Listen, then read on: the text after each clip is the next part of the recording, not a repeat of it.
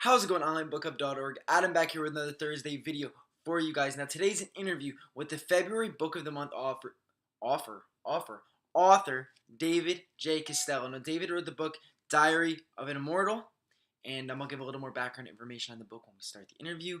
But first, I just want to give a little introduction. So yeah, let's get started. I have two cameras going, one on the computer, one here. That's why I'm looking back and forth. So bear with me. All right, guys, I am here with David J. Castello, author of the Diary of an Immortal. Now, David, how are you doing today? Great. How are you doing? Good. I'm excited to talk to you. I want to thank David for hopping on call with me. David is the author of the Diary of an Immortal, which is our February Book of the Month on OnlineBookClub.org.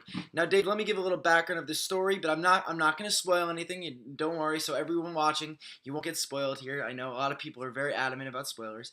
Now, the Diary of an Immortal is the story of a 21-year-old's Army combat medic, Stephen Ronson. Now, Stephen escapes the threat of death in World War II after discovering an immortality formula designed for the one and only Adolf Hitler during the liberation of Dachau concentration camp in April of 1945. Now, David, did I pronounce Dachau right? Because I looked up the pronunciation before this. Yes, you pronounced it right. I've actually been there. It's outside of Munich. Oh, wow. Okay, so I saw the word and I was like, oh man, I need to look this up. But to go back into the story, like I said, I don't want to give too much away, but this formula leads Stephen down a path all over the world, from New York City to China, discovering secrets about Jesus Christ and the human race that he never thought possible. Now, David, we'll get into the story a little bit later, and like how you came up with it and the story behind writing it. But let's start with your humble beginnings. So, growing up, were you an avid reader? Did you read a lot? Oh, yes. I was a very avid reader at a very early age. I was particularly interested in archaeology. Oh, wow. and history, and military history, particularly World War II. I was born in the Bronx, in New York City, but when I was 3 years old, my parents moved to South Florida. And I was a very weird child. I wrote my first newspaper article when I was 12 about a Civil War slave cemetery in the South, and when I was 14, I was excavating Indian mounds along the coast in Palm Beach County. That's honestly, that's one of the coolest things I think I've heard. I appreciate you starting at a young age. So your love for history and the past isn't something new. This is something that's been with you for a while. It has, and but I felt like an outcast. I was a very strange child, and my brother was an excellent musician, so I ended up playing drums in a band with him, which actually helped my social status in junior high school, and it kind of pulled me away. Then we were in a band that went to New York, but the history thing has always stayed with me, and it's always been I was in a major in journalism at the University of North Carolina in Chapel Hill. In fact, I drove up with my parents and visited the campus, and yeah, I've always had a deep love for history and archaeology. Okay, so now getting to the story a little bit, I have to make this connection. So in this story, Stephen travels to New York City and he has a lifelong dream of becoming a saxophonist. Does that have anything to do with you having an instrumental and a musical past?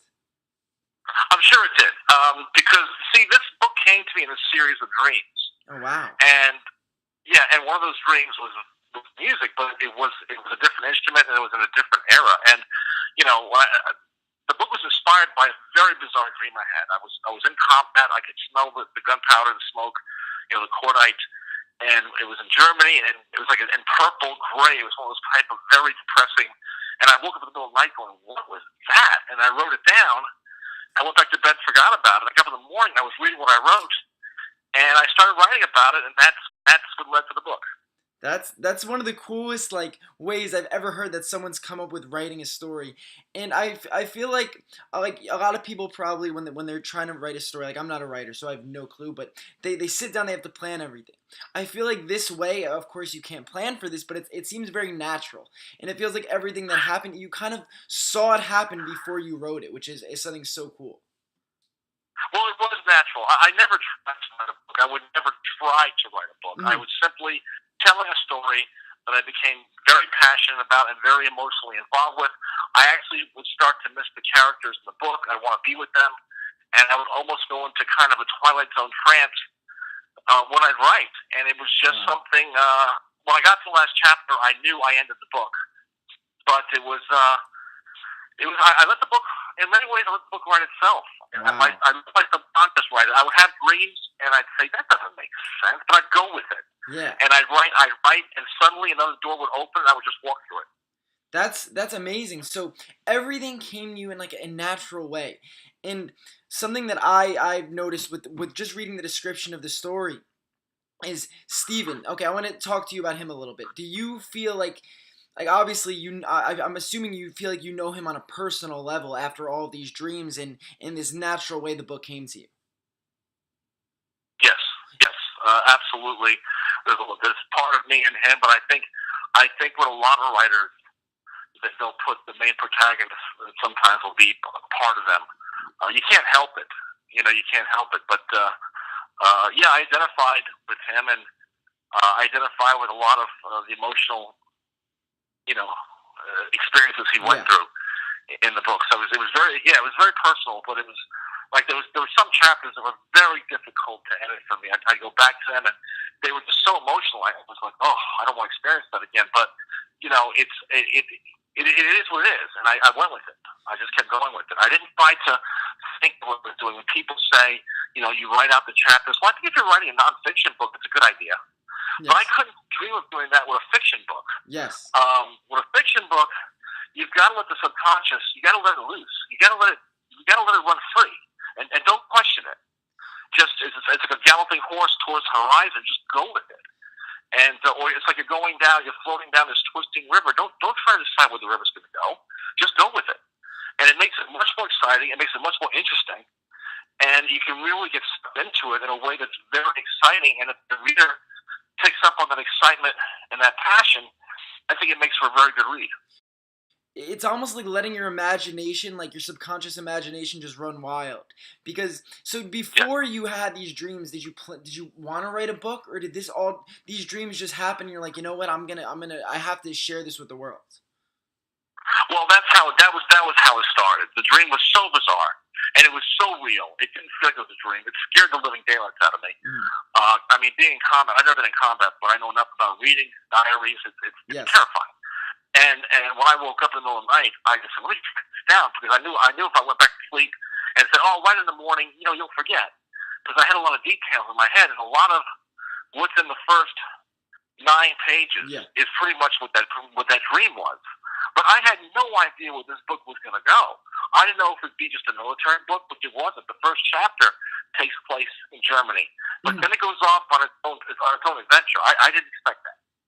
Wow, it's so amazing to me, because when I read like the description before we talked, I said, okay, like it just seems like it was so planned out, and to find out that all this happened naturally, and traveling all over the world, and with Stephen in this turmoil, that it all came to you naturally.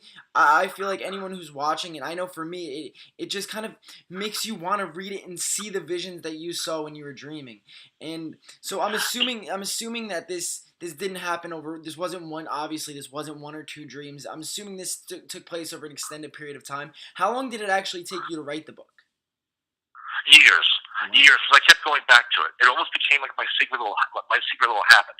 Yes. And I would just keep going back to it, and it almost became like, in a way, its own diary of dreams. But in the end, when I finished and looked back at it, it all made sense.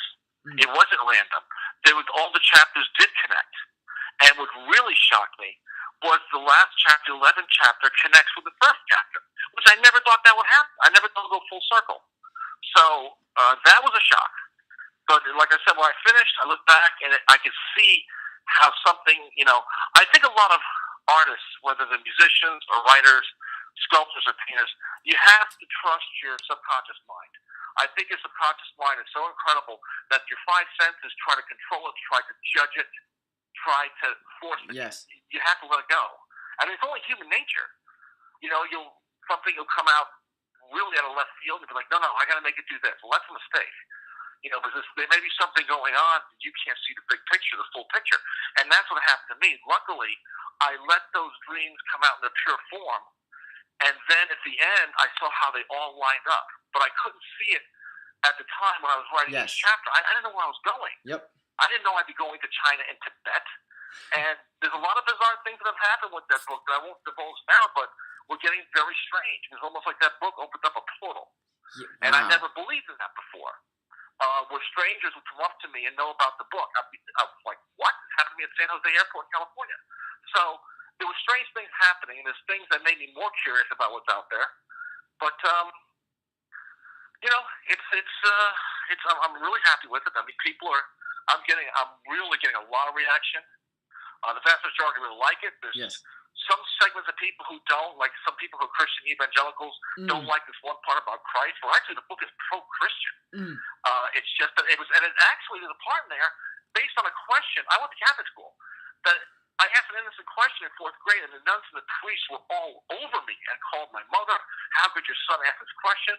And it was a very logical question, and it's addressed in the book, and there's nothing wrong with it. Wow. So But wow. and in fact, I think it makes sense. I think, and I've had people write to me and say, "Hey, that's a theory I've often thought about." You know, but the book wasn't meant to upset anybody. I just let the book do what the book was going to do. I felt like I felt like a radio receiver after a while that I was being fed ideas and thoughts, and I just went with it. I didn't try to control it or question it or force it or push it around pegging Yes. to a square Yeah. hole. I let it do its thing.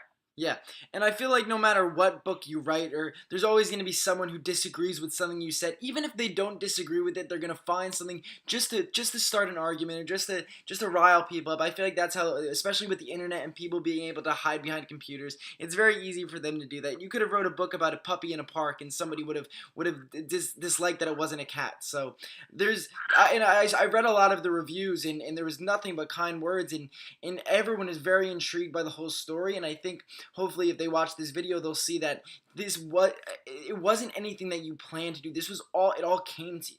And I think that's the coolest thing, that especially with you saying that you were writing and you were like, okay, how is this going to connect? And it feels like it was meant to happen, because the fact that chapter 1 connects with chapter 11 is absolutely amazing. Like, you couldn't have planned for that.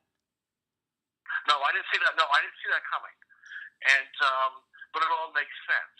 Like I said, it wasn't like, oh, let me do this and freak people out. Yeah. Let me do that and freak people out. Yep. There was nothing like that. There was nothing planned like that. I wasn't planning to upset anybody. It's just the way it came out. Yep. And that's it. And I mean, and some people get really excited by it. Some people feel threatened by it. It's just to make it, if it makes people think or ponder their own life's perspectives, then I'm happy with the book. Yes, of course.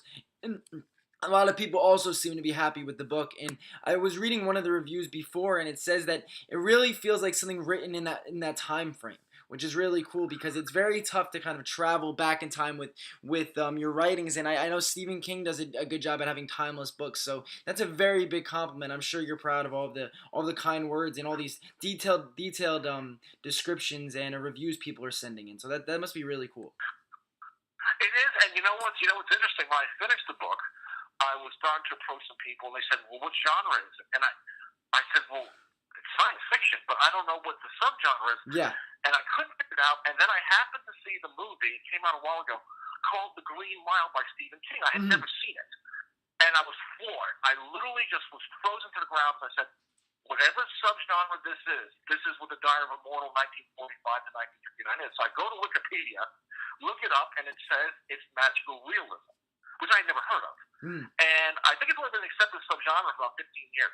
And I saw it, and I went, well, okay, then that's what I am. But I didn't plan it that way. But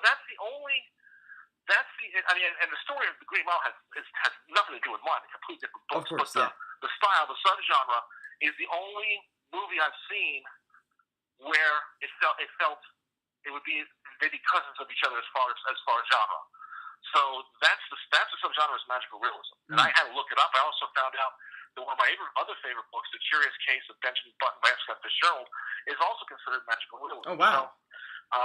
So that is what the Diary of a Mortal 1945 to 1959 is. Wow, that's amazing. It feels like everything that's connected with this book and everything that's happened with your book has come naturally. Like, you didn't go out to seek any of this.